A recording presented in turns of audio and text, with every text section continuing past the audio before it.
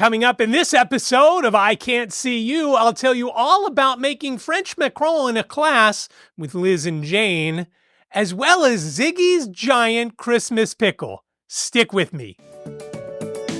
From Studio B in Swarthmore, this is the iCantCU podcast with David. It's like blind people for dummies.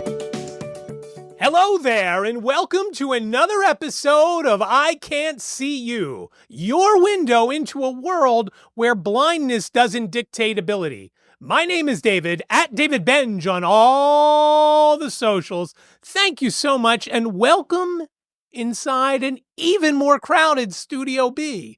And if you remember the last time I told you Liz had put some stuff over there, she took it out a week or so later, which was great. But now there's even more stuff there. Take a look, if you're watching on YouTube, of all the other stuff that's now over there. I had to rearrange things just so I could push my chair out of the frame. And I'm hoping that it's out of the frame. I can't tell, though, because the chair is black and that pedestal back there is black. So if you see that, I apologize for the sloppiness there. But as you see, we have some audio equipment in here. We picked it up today out in Phoenixville. It is from the NFB of Pennsylvania's storage locker out there. And I met Lynn and her husband, Ray, and Liz and I went and picked this stuff up so that we can practice for next year's state convention with the audio mixer and the speakers and how to hook it up and the amp and all that sort of thing. We have a few folks that live close by to me, so they're going to come over at some point. We're going to go through everything. We're going to hook it up. We're going to hook up the computer. We're going to try Zoom on it, and we're going to make sure we have it down pat so we know what we're doing come 2025 in November, and we go to Harrisburg for our state convention. Now, we probably won't take those big speakers that you saw in that image because we're pretty sure we are going to be able to connect to the hotel's speaker system, which are in ceiling, which are great because these things, as you can tell, are huge, number one, and we're not going to put them on the stands here because there's no need to put them on stands here, but they sit on these speaker stands that to lift them up, they're very heavy. So when you lift them up, you've got to lift them well above your head and then place them on there's a hole in the bottom of each speaker that you place on the stand. They're a little bit of a hazard if you don't have the cords taped down well enough. And obviously, if we're using the speakers that are already in the ceiling, we just need to put the mixing board and the amp over by where we can connect to their system. So we're going to practice that, but you can also see, I'm not sure if you could see it well in that video that I shot earlier, but you can see there's a table over there, and there's a picture of my dad and I from when Liz and I got married, and it kind of looks like a mob picture with my dad sitting in the chair and me leaning on the chair, and we're both in tuxes, and I love that picture. That is my favorite picture from the wedding. Don't tell Liz. But I love that, and that's why we got a big size of that and a big frame. That usually sits up in our living room. I'll also post a picture you can see over my whatever shoulder I posted over of Ziggy and I on Christmas Day with the Christmas tree. But what you'll notice above and behind the Christmas tree is that shadow box from my dad's war days. So it's got his POW records that when the camp got liberated, he went in and he got his records. He had also in there, and this is what caught the eye of Jane's friends when she sent the image on Christmas Day to her friends. They said, "What's with the spoon?" And there is a spoon in this shadow box along with the letter from the War Department saying that my dad was missing in action during World War II. And of course, later he was captured by the Germans and spent 13 months in a POW camp. But there's a spoon in there, and that's what he ate with. It's got his name carved in the back, and on the front of the handle, it's got an eagle with the swastika in the eagle's talons. And if you can believe this, when I was a kid, up until probably late teens, early 20s, we used that spoon in our kitchen. It's made out of aluminum, so I loved when I threw it into the sink after mixing the iced tea. I've liked iced tea for a long time. Now, in fairness, back then, the iced tea that I made was Nest tea, so it was instant, full of sugar and whatnot. But that spoon is in there, and that's what Jane's friends saw in the background of this picture. And I'll post that picture somewhere. I do have a better picture of the shadow box. I can't, once the Christmas tree comes down, I'll put another one up. I'll take a better image of it, or maybe even video of it. But that picture of my dad and I are over there, and that table's over there. Once the Christmas tree comes down, which is this coming weekend, we'll move that out. So at least I'll have a little bit more room. But of course, we're going to have to get a table to put the sound equipment on, at least the board, so that we can practice with it. So that will be over there as well. And I'm sure I'll shoot a video or two of that as well. But what a crazy week or so with the Christmas holiday. And Jane came home from New York. I've been busy. I've gone to a Christmas party. I've gone to an OVR meeting since we last spoke. That was out in Harrisburg, also at the Best Western, where a couple of weeks ago I told you about the Blind Merchants Party out in Harrisburg at the Best Western premiere. The OVR meeting, which is a state-organized meeting, that was also at the Best Western premiere. I stayed overnight, got to eat in their restaurant there on site, which was very good.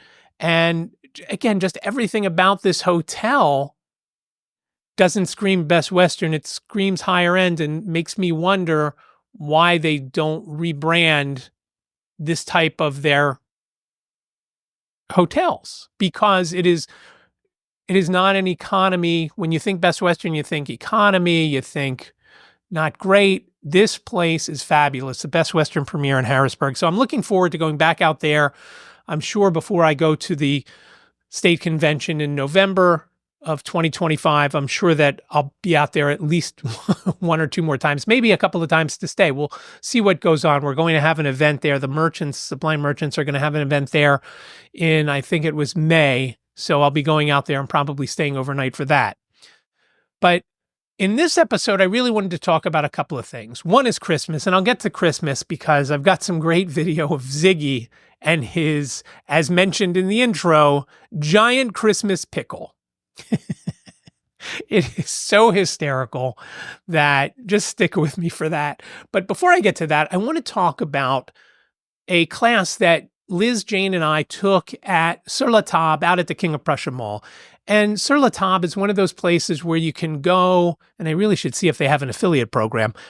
You can buy all sorts of kitchen gear, little gadgets from drink bombs, meaning you just basically have to add some fizzy water and some alcohol, and you throw this bomb into it, and boom, you got a margarita or you got a whatever.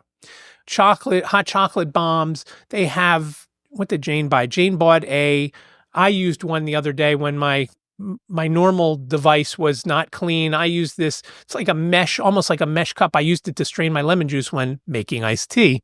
She bought one of those and one or two other things because they gave us a 10% discount for doing the class there at the store. So we did this class, and it was a macaron class. And as I've mentioned before, I love macarons, and I never knew what they were until Jane did her exchange program in high school. Anne from Lyon came to our house for a couple of weeks in October of 2013, so 11 years ago, a little over 11 years ago. And then in March of 2014, Jane went to Lyon and traveled a little bit around France, but basically went to school in Lyon for a week or so. And like I said, did some day trips to different places in France. They went and they bought wine, and they went to a couple other places. I don't think they left France though.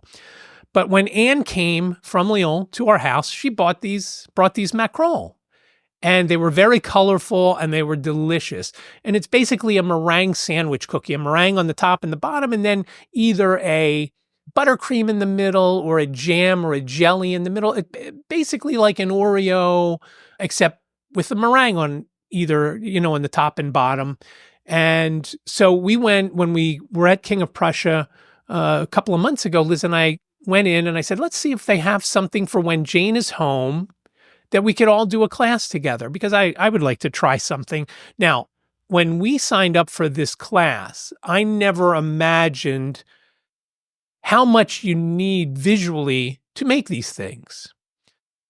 And I think if I knew that, I would have said, no, there's no way that I would make these on my own. No way, because for all the time it takes And for everything about it, it would be easier for me to get an Uber, go to the store, and I know there's not a La Durée around that I could go to, but if I'm in New York, I could go.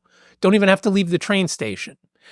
But they sell them at Wegmans and they sell them at Costco. Now, granted, they're not as good as La Durée, but it would cure the craving, I would think, for a little bit. My favorite ones from La Durée are the passion fruit ones. I like some of the seasonal flavors that they do. We like those, but my favorites are the passion fruit. And that they usually have at Moynihan Train Hall. The last 2 times they haven't, though. I don't know if it's because they're fast sellers and they sell out, or they are not fast sellers and they don't carry them there, or they need them at the other stores in New York. Because basically at Moynihan, it is just a kiosk. So we signed up and we did this and we walked in and I'm thinking, what are we going to do? Our instructor's name was Elliot. She's French trained, she said, and she certainly has instructed before, but there were a few times that she had someone else named Chef Christine do some of the instruction. But for the most part, Elliot taught us all the stuff that we needed to know. The best part, and I was shocked, because going into it, I thought, they're looking at me thinking, what is this guy doing here? And walked in, we walked up to our table. They had us all set up. They had name badges where our stations were. And of course, Liz Jane and I were together, and we were together with a lady named Marlene. Marlene was from Philadelphia. And so we all worked together. We had just one set of ingredients for the 4 of us. And we all did a little bit of this and a little bit of that, doing the sifting of the flour and sugar. And it's almond flour, not normal flour, which almond flour was made earlier that day from obviously almonds. We did that. And then we went up to the front where they have a group of KitchenAid mixers. And I will put a link to a KitchenAid mixer that is over on Amazon that Liz would love, that she does not have yet. She has one. I think she got it when we got married. And again, we've been married for nearly 35 years. So it's not new. Maybe the Smithsonian would like it when we're done with it. But we mixed in that. And to my surprise, Elliot said, all right, now we're going to have you touch it. And Jane said, she's talking to you, Dad. I said, really? Nobody else got to do this. She said, here's a glove, put it on. She stopped our mixer. She said, all right, put your fingers in and feel it. And I put my fingers in and I felt it and I could feel that it wasn't ready. And she told me how, as it kept going and kept mixing, how it would feel once that happened. So a minute or 2 later, she said, all right, reach back in, check it out now. And I could feel the difference. In fact, I could move it between my thumb and index finger, and I could feel I could shape it that way. That's how much more it had become mixed, or whatever the term is. And so we did all that stuff. Then we went back to our stations. We took it back and we just kept going. And again, she kept saying, okay, put a glove on. You can feel this. Check this out. When we put them in the oven to bake them, she said, all right, come around here. Again, Jane said, Dad, she's talking to you. I said, okay. So I went around and she said, all right, you have to feel it. And she said, squeeze it a little bit. And the first one I squeezed too hard and I cracked it. But Jane told me later that was one that I had actually done. We use these silicone mats that have a circle drawn on them that you fill with the meringue, or the soon-to-be, well, I guess it is meringue even before you stick it in the oven. And basically everybody's saying, okay, a little bit more. Okay, now do the swirl. So basically you squeeze this piping bag in the center. And again, somebody's, moving my hand to make sure I'm in the center. Usually it was Jane. Sometimes it was Liz. And then as it's just about full, just to stop the mixture from coming out, you kind of do a little twirl around the edge of where the line is, the circle that's drawn there. So mine weren't, of course, the greatest. Although Jane did one, she said it looked like Florida. So that certainly, as far as I know, Florida is not a circle. So So we did that. And again, I was just so surprised and so happy how much she helped and let me do things that nobody else in the class got to do. Just like when I was at the Penn Museum and we got to touch some of the 5,000-year-old hieroglyphics and some of the Italian 2,000-year-old carvings, stone carvings and things like that. It was just outstanding. And she came over to me at the end of the class and she said, "What do you think?" And I said, I really enjoyed it. I said, "I really appreciate how you let me do all that stuff." And I did tell her, I said, "Look, I will never make these on my own. Never. I will never make them on my own because there's too many visual things." Now, I don't know if the next time I do a class, it will have to be something. I wonder how a bread making class, and Marlene was telling us she did a bread making class at that store and really enjoyed it. And I was thinking, once you make the dough and you put the dough in the pan, whatever you're cooking it on, it's not as exact as making macaron.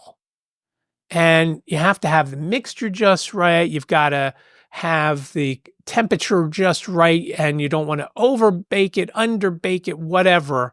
Whereas bread, I think to me would be a little more forgiving. It's just not, and again, I've never made bread, so I don't know for sure, but it would be less visual. During the convention, and I'll talk about the NFB State Convention in Erie in a couple of minutes, but during the convention, during my tech session, we had Deborah Erickson on, who is from The Blind Kitchen. Go check her out, theblindkitchen.com. And she talked about setting up her YouTube channel, how she cooks without vision and ways. And basically, theblindkitchen.com is a store where you can go and buy different things to help you make food if you can't see. And she talks about all this stuff. And one of the questions I asked her, one of the things that I brought on the bus, and I think I mentioned this in an episode or two ago, Liz made these elevated Rice Krispie treats. The marshmallow Rice Krispies, you mix it together, butter and whatnot. Well, Liz made a recipe from Katie from the kitchen. And not only does it have marshmallows, but it has brown butter, not regular butter, and it has Ritz crackers. And they are really, really good. They are just so good. But here was my question to Deborah. How would someone who can't see make brown butter? She said there's no way of easily measuring and cooking that because there's only a small window when butter goes from being butter or brown butter to not usable. She said you have to either have someone like Ira, which is that service that you can use, have basically watching what you're cooking, or you have to have somebody in the room with you while you're doing that. And to me, that defeats the purpose and it defeats your independence. So again, I'm not going to make those Rice Krispie treats. Regular Rice Krispie treats, marshmallows, butter, Rice Krispies, or some other cereal. And Liz, when Jane was playing softball back in high school, she used to make them with Cinnamon Toast Crunch or Fruity Pebbles or whatever. I mean, you can use any of those cereals and they are great. They are just outstanding. The Cinnamon Toast Crunch ones were so good. Fruity Pebble ones were pretty good too, but the Cinnamon Toast Crunch, they are so good as Cinnamon Toast Crunch treats that, again, that I think I could do. Very easy. Brown butter, not so easy. And I would hesitate to try that because I'd go through 7 sticks of butter just to get the butter right. So I'm interested to see, and I have yet to message Chef Deborah about making the macaron to see what her take on it would be. But I was so happy with the way Elliot helped and allowed me to do those things. So again, Sur La Table, if you have one of those in your area, go check out their classes. I know Liz and Jane had done another class. I forget what they had made, but they have all sorts of different theme nights. They have chocolate classes, bread, as I mentioned. They have different steak or Italian, all sorts of Italian things, just all sorts of great stuff that you can go and take these classes. The classes are small. I want to say ours was supposed to have 16, but 3 people didn't show, so we only had 13. It was a nice morning. It was from 9 to 12. We went a little over, probably because of me. And it was just very nice. And I really enjoyed it. And it was something different to do. Again, I will never make macarons on my own. There's just no point. There is absolutely no point. But it was fun. And I would certainly do another class. But again, the next time I do a class, when we're picking one, it will be something that I could do on my own. I would love to do stuff I make omelets on my own every day. That I could do on my own because it's not too visual. I touch the omelet when I think it's done, I take it off. If it's still too wet, I leave it on. I always end up having to lick my fingers and clean my fingers because I've got the egg mixture on my fingers, but it is what it is. And that's how you have to do stuff when you can't see if it looks good, if it's ready. So a lot of fun. Again, Sur La Table. It's spelled Sur, S-U-R-L-A, and Table, Sur La Table.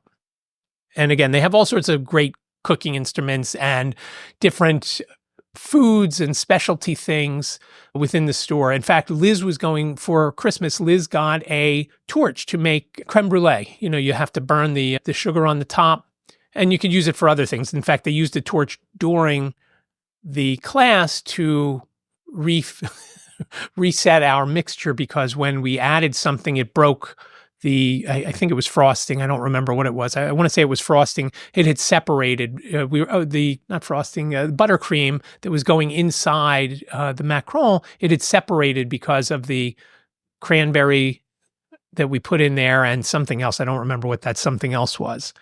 And she basically took the torch to the mixing bowl as it was being mixed and just kind of gently went back and forth over the metal part of the bowl, not on top, but the metal part of the bowl as she spun the bowl around a little bit, and that kind of got it back together. So Liz got a torch for Christmas, one of her gifts, and Liz had asked about the butane for the torch. It doesn't come with the butane. And Elliot told us to go to Lowe's or Home Depot or any other hardware store that would sell it and get it that way. But they have all sorts of great gadgets and things. And again, they could get really high priced stuff like food processors or the KitchenAids. Again, I'll have one in the show notes that Liz really wants to get at some point. And I guess maybe she won't get one until this one conks out. But it was a lot of fun. It was a great time. And I could see doing these as something to do with either your kids or your spouse or your siblings, whatever it might be. It was just a lot of fun. And I would imagine could be a lot of fun for a group of people to do. So again, Sur La Table, again, not an affiliate, although I am going to check to see if they have an affiliate program. So the next thing that I wanted to talk about was Christmas and I guess Hanukkah to a degree. And, at this stage of my life, it's nice. I love the lights of Christmas. I always have. As we were coming back today from getting the sound equipment in Phoenixville, just as we were passing Rose Tree Park, which is this, I don't want to say big park, but this park over in Media near where we used to live, they have this, they call it Festival of Lights, which kind of irritates me because Hanukkah is the Festival of Lights. And I'm sure Indian folks would say Diwali is the Festival of Lights, but they have Festival of Lights at the park.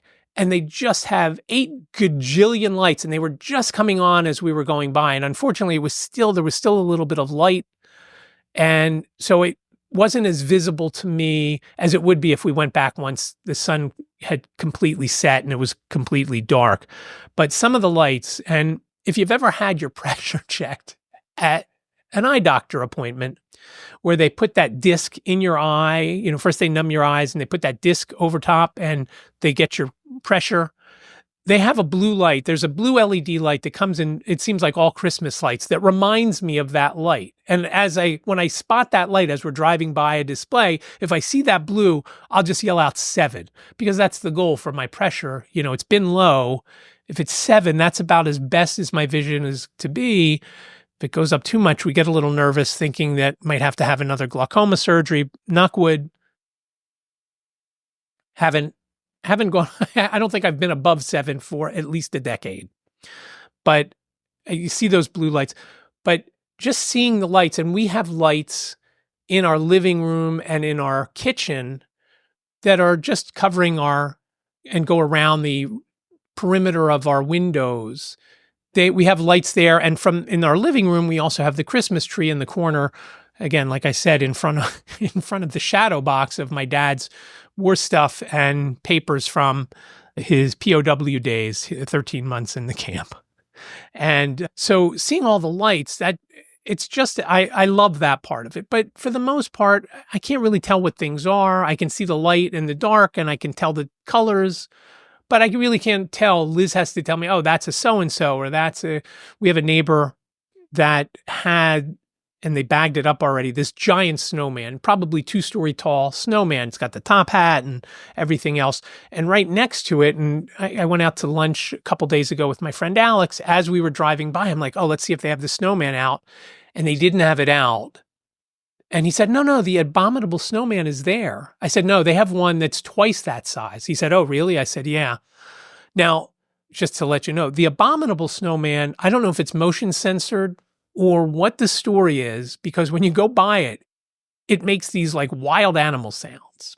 Well, I didn't know that. And a couple of weeks ago, I'm standing on our back step while Ziggy was out in the yard, and I hear what sounded like a pack of animals. And I'm wondering, what is that noise? And then when we drove by and Liz was telling me about the abominable snowman, it started to make this noise. I'm like, oh, now I know what that noise was the other night. It wasn't a bunch of animals running around the neighborhood. It was that, because from our back step, I can even see the lights. I can't tell what they are, but I can see the lights on this house, and they go all out. It's a landscaping company. The owners live there, who live in that house. And so they do it for Christmas. They do it for Halloween. I don't know if they do it. I have to keep an eye, see if they do it for other holidays, but it's very nice to look out. It's very festive to see all the lights on their front yard and whatnot.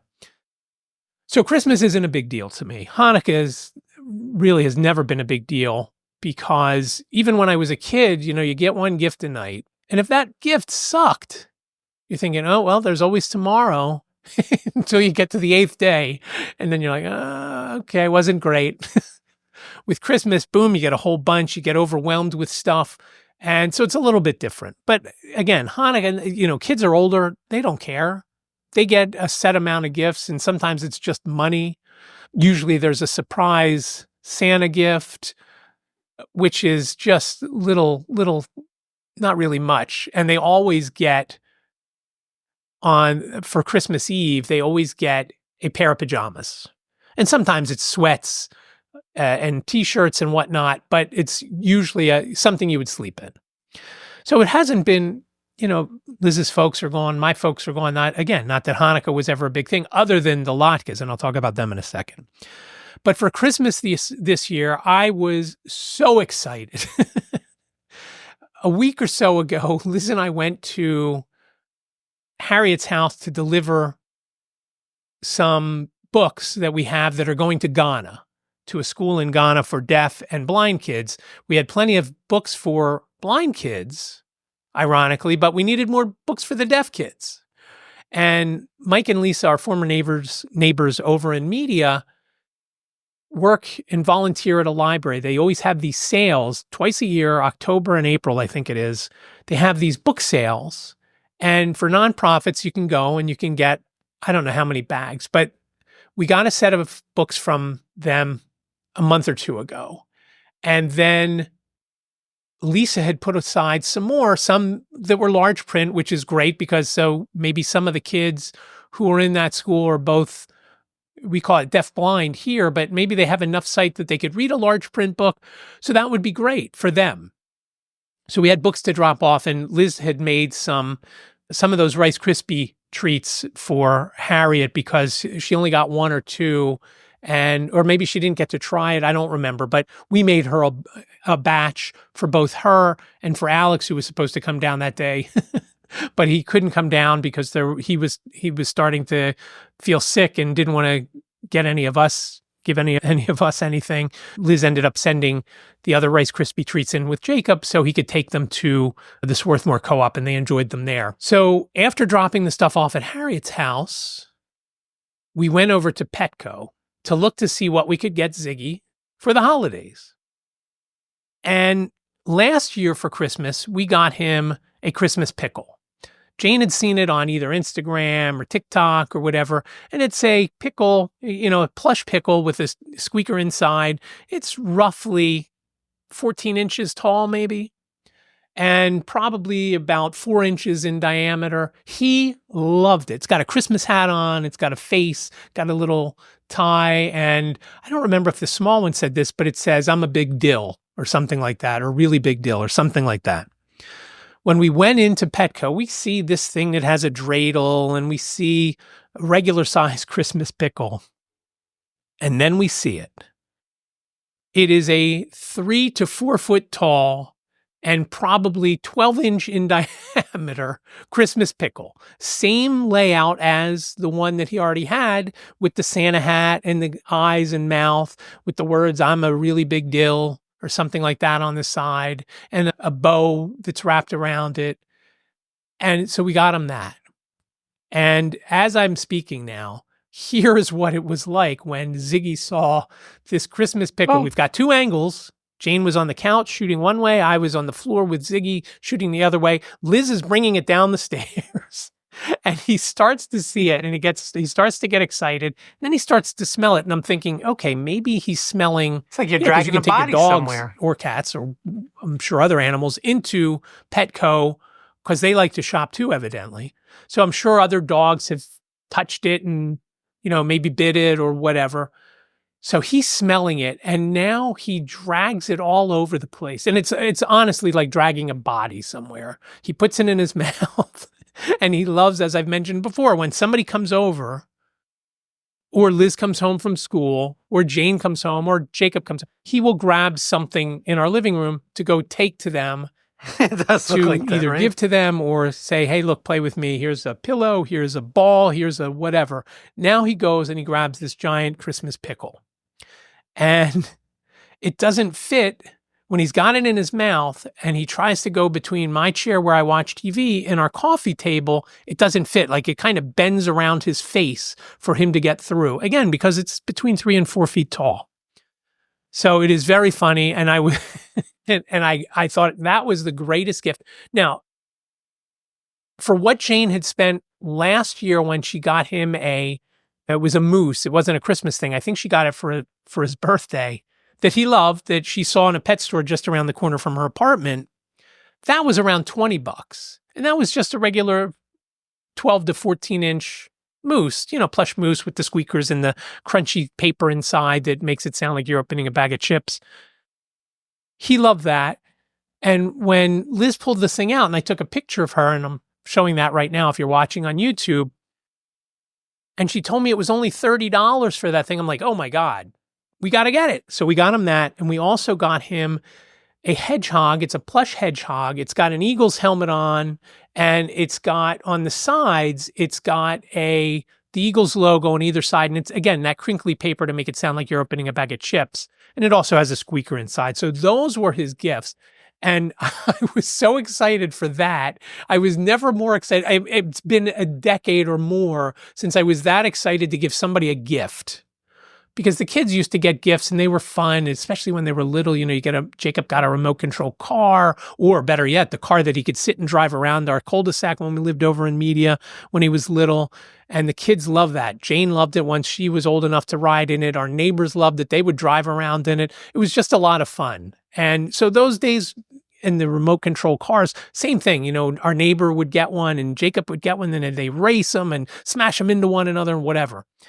So since and Jacob's going to be 31 in a week. so since probably 2004, it hasn't been that great, or, as far as excitement goes, but I was so excited, and it didn't disappoint. And so that Ziggy loves that toy now, and he'll go and grab it and drag it around, like I said. So it's a lot of fun. And I'm glad we got it for him. So if you are listening to this, go over to YouTube at iCantCU and check out the B-roll. Maybe I'll post it just as a standalone video to make it easier for you to not have to go through this whole episode to get to the video of that. But I hope your Christmas and your Hanukkah and your Kwanzaa and your Festivus, I hope it was all great. And obviously the last episode I'm going to do for 2024, of course, it's the last day of the year as it comes out, assuming I get it edited in time. But I really do appreciate you for your support over the year, whether you're listening to the podcast, you're watching on YouTube. I realized the other day when I was thinking, what am I going to do? I would love, as it's gotten colder here, and it's not cold today, but as it's gotten colder here, my hands don't work right. My finger, Brian had mentioned to me, my friend Brian mentioned to me, he says, oh, you have to drink that drink with your pinky out. He said, I got news for you, pal. I got to drink every drink with my pinky out because it doesn't bend right. If I have to hold on to my sleeve when I'm putting it into a coat, I can't bend my finger enough to do that. It's easier for me to put my sleeve on and have either put my other hand up to pull it down or have somebody else do that depending on the coat that I am putting on. And I've wanted to have something that wouldn't give us stress to earn some money. So I redeveloped digitalgraphicsdesign.com. In the process, my friend Jim had noticed the other day, he said, you still have Latin on some of your web pages. I said, I know, I'm doing it bit by bit as I have a chance. The goals that I have set for 2025, and I don't want to call them resolutions because does anybody ever actually complete their resolutions? The realization the other day, I am going to finish the site just because it doesn't look right to have silliness like that on there. And there's only a couple of pages that I have to clean up. That is not what I'm going to focus on. I thought, if I start focusing on doing web design again, once we move, especially if we moved outside of the US, I would still have an income stream that could support us while Liz looked to do something wherever we end up. And chances are we're never going to move anywhere, probably not even from here in Swarthmore, but I just want the option to do that. And right now, Liz is still at Walden School, and she's there primarily because they cover a good chunk of her medical insurance, and that's how I get my medical insurance as well.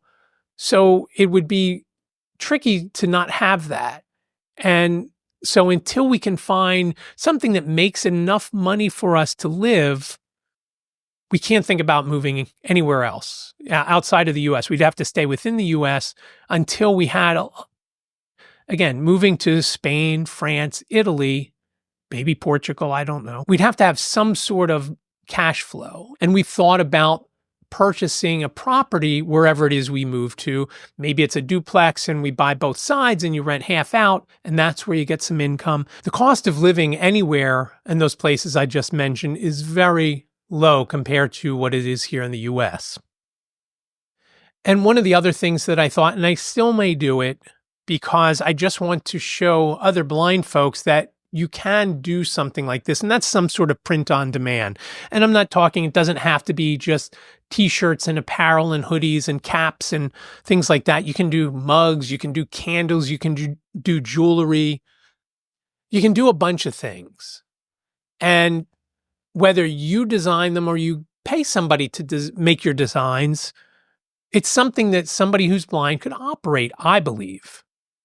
And so I may start that just so I can document how to do it and so that I can give an estimate on, okay, here's how much it's going to cost you. Again, like affiliate marketing, it is a very low barrier to enter that. Maybe right off the bat, you'd have to spend, depending on all the different things that maybe you're spending between $50 and $100 a month. That counts for your Shopify store. It counts for some of the different programs, whether you use Canva or Kittl to do your designs, maybe a couple of the AI generators like Ideogram or some of the others. So for $100 a month, you have the potential of doing some decent numbers in income. Markup is roughly 30 to 32%. When you're selling a t-shirt or a hoodie. So you've got to sell a decent amount to make a living at it. But if you're supplementing, if you're doing it as a side hustle, or a lot of folks in the blind community are on some sort of disability, if you're supplementing that, you don't need as much obviously coming in. And it could be something that could have you, give you a more comfortable life. You're not always stressing about money. You can, instead of having to rely on the unreliable CCT or paratransit, whatever it's called in your area, you don't have to rely on that. Maybe every once in a while, instead of doing that, you can take Uber or Lyft. Because when you take a ride share and you order the ride share, you have an idea of when you're going to get from wherever you are to wherever you're going. When you make that reservation for CCT, you have a general idea of when you may get picked up and when you may get dropped off. But that can vary sometimes by a couple of hours when it actually happens. And I talked about that in the last episode with Stacy, and when we were going to the train, going to Harrisburg to the Blind Merchants Party. So I don't know what I'm going to do with any of or all of that. But one thing became clear to me the other day as I was editing episode 118 of White Canes Connect. And I am telling you, there were a lot of edits in this episode. That's what I like doing. I like creating stuff, whether it's videos, and I really, really want to get stronger on YouTube and do more videos besides just this podcast. And I have some ideas for a few things, but I just, for whatever reason, there are so many other things that I'm doing. And lately, it's been NFB stuff. Washington seminars coming up. I'm going to Orlando in a couple of weeks to Podfest. And I'm hoping that travel is also part of it. Now, the sad part for me is that Liz and I it never seems like we will go away together. Maybe she's going to go to New Orleans in the summer with me to the NFB convention. Because it doesn't fall over the 4th of July period, we're not sure that Jane could come down and work from home here, our home, because she doesn't have any of those days off. It's the 8th to the 13th. Typically, the NFB convention is over 4th of July, where she has a day or two, depending on when the holiday falls, she has a day or two where her office is closed.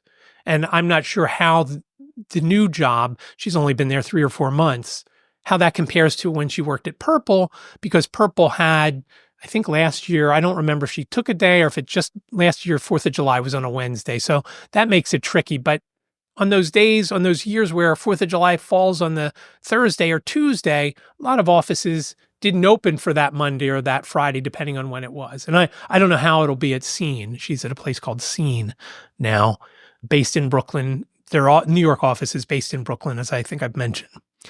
So we'll see how that all plays out. I would love to go just to look a little bit in Portugal, Spain, France, Italy, somewhere along there. And it just doesn't seem like that's going to happen because we don't have anything for Ziggy. We don't want to board him somewhere because we've heard some horror stories from friends who have taken their pets there. They get some rash, they get some cold, they get some sickness, whatever it might be. And we don't want that. We want somebody hands-on. That's why it's great when Jane comes home. And like today, Liz and I could run out to Phoenixville to pick up that stuff and could be out for a few hours without having to worry that Ziggy was cooped up in his crate or cage, depending on what you call it. I mean, it's a cage. Liz calls it a crate. I guess she thinks that's more humane. It's got steel bars all the way around. It might as well call it a cell. The only thing not in there is is a toilet and a roommate named Bubba. Although Jacob had a bear named Bubba. We could put that in. So I don't know what's going to go on there. Again, traveling internationally, I would love to do. And again, for the reason to go and have a look around. I've never been to Spain. We've been to Italy a couple of times. I'm sorry. Yeah, I've been to Italy a couple of times, been to France a few times, and never been to Portugal. But would love to go to Spain and or Portugal to check it out, or even France. I don't know. A little iffy about Spain at this point, but for a couple of reasons. But cheaper than France, cheaper to buy than in France. And again, the euro to dollar almost to parity again. Was at parity a couple of years ago, and I thought we missed the boat on that. It had gone up. The exchange has been as high as $1.10 for a euro. Last time I checked, and it's been a few days, it was $1.05 or so. So stuff is basically on sale. And I would love to go and have a look around. So I don't know what's going to happen, but traveling is part of what I want to do. And I've already got a few trips set up. Again, I'll be in Orlando in a couple of weeks. I'll be in Washington, D.C. the beginning of February. And the fact that Podfest got moved to the middle of January to where it normally is because of a hotel issue is allowing me to go. Otherwise, I wouldn't go to Podfest because Podfest is 1 week and then I would come home on Sunday and then Monday head down to Washington. And I know Liz would kill me if I did that. So I haven't been to Podfest since the COVID year, 2020. And again, New Orleans in July and Harrisburg at least once in November. But because I'm convention chair, which if you listen to episode 118 of White Canes Connect, you'll hear us talk about that. Our next convention is in Harrisburg at the Best Western Premiere, as previously mentioned. And some of the things that I want to do, I'm sure I'm going to be traveling out there for a day here and a day there to either meet with people or look at things, whatever it might be. So I know that there's a few trips to Harrisburg in there. I don't know that I'll get to Baltimore again this year like I did last year for the Crab Fest. I think it was Crab Fest. In September, that was a lot of fun. So hopefully I'll get to go there again. Don't know that I'll go out to Pittsburgh again, but if Patton has an event out there and nobody else is going, I'd certainly go again because I want to help build those bonds with Patton, which is a organization. And I'll put a link in the show notes for the time that I was out in Pittsburgh for that event. I also did one at Malvern back in October. Pittsburgh was September, Malvern was October. It's important for us to become close with that organization because we complement each other and we can help them and they can help us. And they were at our convention. So I'm hoping that there's more travel than that. But again, we'll have to see.